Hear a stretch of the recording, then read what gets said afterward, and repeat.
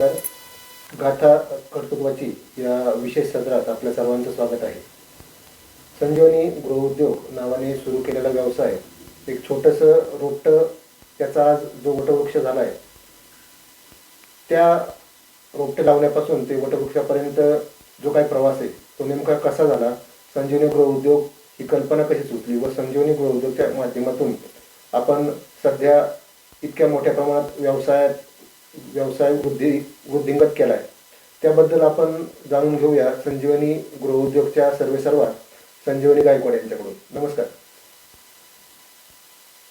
नमस्कार, मी संजीवनी विनायक गायकवाड, मुक्काम पोस्ट आंबळे, तालुका पुरंदर, जिल्हा पुणे.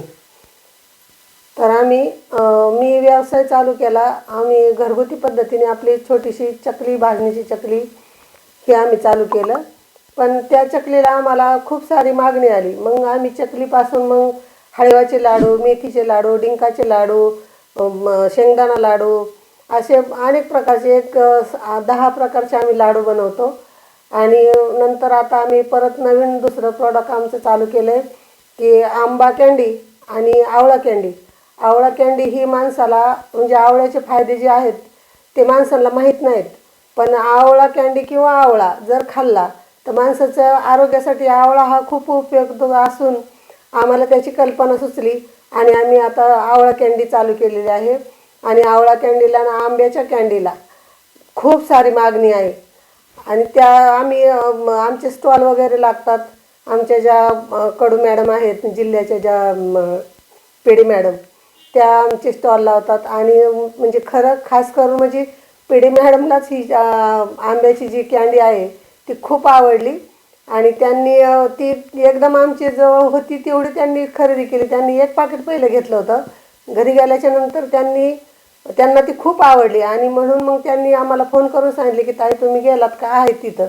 तर म्हणलं आहे अजून. म्हणलं तर म्हणलं जाऊ नका, कारण आमचा स्टॉलचा शेवटचा दिवस होता, संपलेला होता आमचा स्टॉल. तर म्हणलं जाऊ नका, तुम्ही थांबा, मी येते. त्या स्वतः आल्या आणि आमची ती सर्व जी होती कँडी ती आमची सर्व कँडी त्यांनी घेतली आणि तो आम्हाला खूप म्हणजे मनापासून आनंद झाला.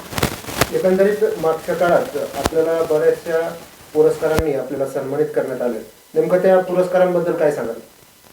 तसं म्हणजे मी 40 वर्ष झाले मी समाजसेवेचं कार्य करत होते. बालवाडी शिक्षक होते.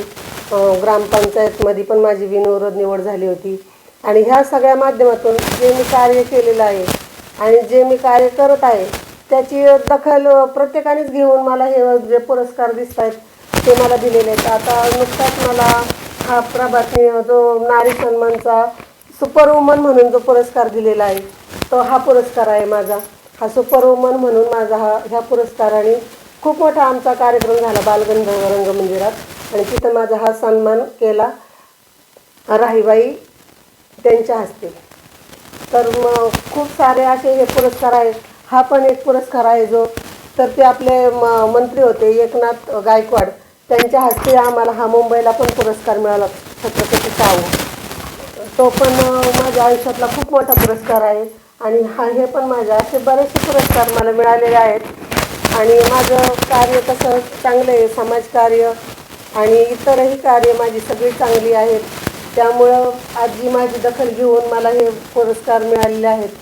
त्याबद्दल खरंच हे ज्यांनी मला पुरस्कार देऊन प्रेरित केलेलं आहे, मला ऊर्जा दिलेली आहे, त्या सर्वांचं मी आभार मानते. तुम्ही संजीवनी गृहउद्योगच्या माध्यमातून जो काही व्यवसाय सुरू केला आहे तो व्यवसाय इतका मोठ्या प्रमाणात आता सुरू आहे. नेमका या व्यवसायात तुम्हाला काही अडचणी आल्यात का?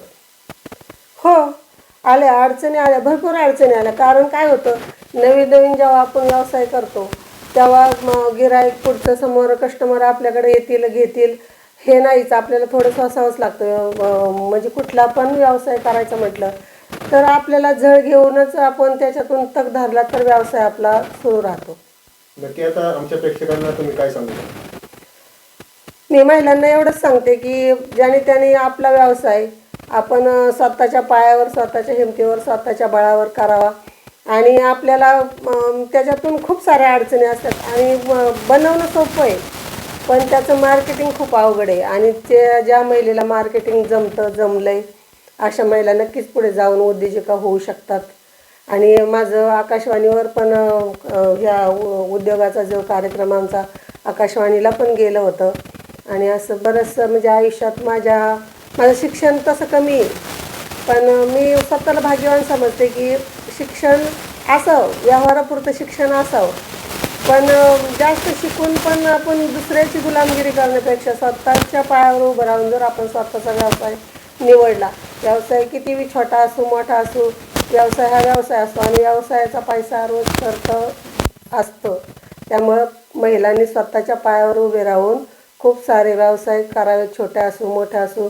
त्यातूनच छोट्या व्यवसायातूनच मोठी उद्योजिका बनू शकते महिला.